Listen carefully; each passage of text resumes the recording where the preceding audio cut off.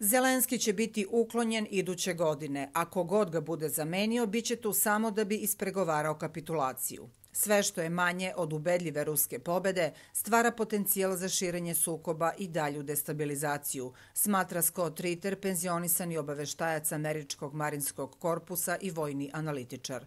U drugom delu intervjua za RT Balkan govori o tome kako će izgledati svet ukoliko Rusija ne ostvari ciljeve u Ukrajini, kao i kako će svet izgledati ako svetski lideri ne budu seli za pregovarački sto sa Rusijom. Mislim da će Rusija uništiti ukrajinsku vojsku, ali će sledeća faza sukoba biti ekonomsko-politička, u kojoj će Rusija nastaviti da uništava ukrajinsku infrastrukturu i da pritiska Ukrajince da pristanu na diktirani mir. Zelenski će, smatram, biti uklonjen iduće godine. Ako god ga bude zamenio, tu će biti samo da bi ispregovarao kapitulaciju. I onda se postavlja pitanje može li Rusija u Ukrajini da nametne svoju političku volju. Mislim da će za to biti potrebna zima. Koliko god ova zima bila loša, sledeća će biti daleko gora za Evropu i Ukrajinu. Suočit ćemo se sa katastrofom i iz nje će se izroditi oblikovanje nove realnosti u Evropi i u Ukrajini, koja će biti prihvaćena na osnovu dogovorenog mira pod uslovima koje će diktirati Rusija.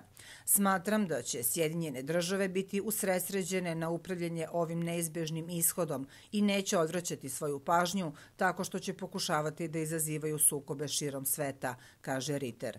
Sada pokušavamo da upravljamo urušavanjem evropske privrede, a ako bi američka privreda pala, to bi bila politička katastrofa za predsjednika koji se kandiduje za drugi mandat.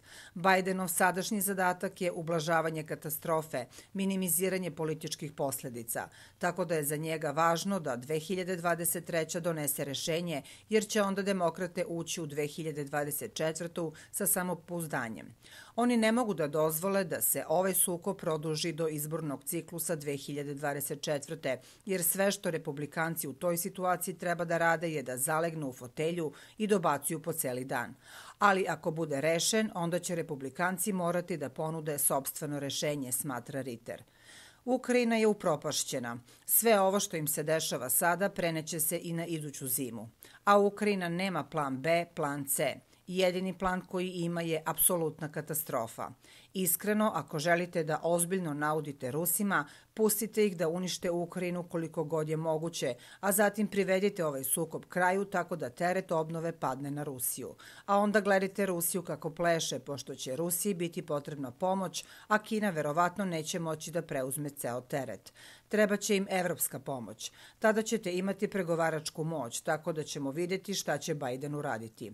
Rusi nisu glupi i oni su toga svesni, tako da mislim da će Rusija sukobom upravljati na vrlo odmeren način, kako bi izbjegla eskalaciju, ali u isto vreme ne bi stvorila očekivanja koja se u realnosti ne mogu ispuniti.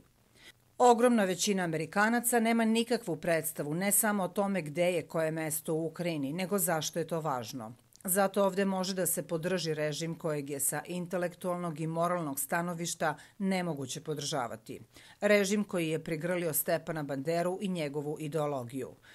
To bi bilo toliko odbojno ne samo za prosečnog Amerikanca, već za prosečno ljudsko biće da bi automatski odbacio sve što je vezano za zapadno-ukrajinski nacionalizam. To je jedan od problema koje je Srbija imala tokom čitavog sukoba u Bosni i raspada Jugoslavije. Američki narod je nesposoban da razume šta se dešava, šta su bile istorijske posljedice i kontekst onoga što smo dozvolili da se desi. Dozvolili smo da naše mišljenje bude oblikovano medijima koji su sve pojednostavljivali i stvorili sliku dobrog protiv lošeg. Tako su Bosanci i Hrvati bili dobri, a Srbi zli. To je omogućilo američkom političkom procesu da vodi politiku koju je vodio, iako je svako ko se bar malo pozabavio istorijom znao da je stvar malo komplikovanija. Ne radi se o dobrom protiv zla, crnom protiv belog. Možda Srbi imaju neke validne argumente koje bismo možda trebali da saslušamo, ali mi to nismo uradili. Ista je stvar sa Ukrajinom. Dozvolili smo da ukrajinska situacija bude previše uprošćena, u smislu Ukrajina je dobra, Rusija je loša. Zelenski je dobar, Putin je loš. I to oblikuje američku javnost, kaže Ritter. Naredna godina će biti teška, ali ja na nju gledam kao godinu tranzicije. Pitanje je hoće li to biti tranzicija u boljem ili lošijem pravcu. Ovo je težak stav za jednog Amerikanca jer je suprotan politici koju vodi moja vlada, ali je i jedina nada koju svet ima ubedljiva ruska pobeda u Ukrajini. Sve što je manje od ubedljive ruske pobede stvara potencijal za širenje sukoba i dalju destabilizaciju. Svetska privreda ne može adekvatno da funkcioniše dokle god je režim sankcija protiv Rusije na snazi. Međutim, jedini način na koji će režim sankcija protiv Rusije nestati je ako se sukob okonča, a jedini način da se sukob okonča je ako Rusija pobedi.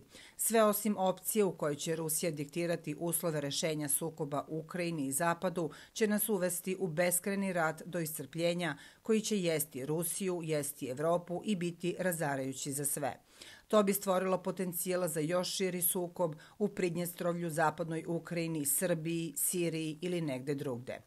Koliko god da je cenu Rusija platila, a jesu je platili, postoji još veća cena koja će morati da se plati da bi se postigla pobeda koja će biti neophodna da dovede do rezultata koji je radi mira i prosperiteta potreban ne samo Rusiji, već i Evropi, Americi i svetu. Šta je moj savet svakom ko ovo sluša? Ako ne podržavate Rusiju u ovoj borbi, onda podržavate sopstveni poraz, jer će ruski poraz biti poraz za ceo svet, zaključuje Scott Ritter.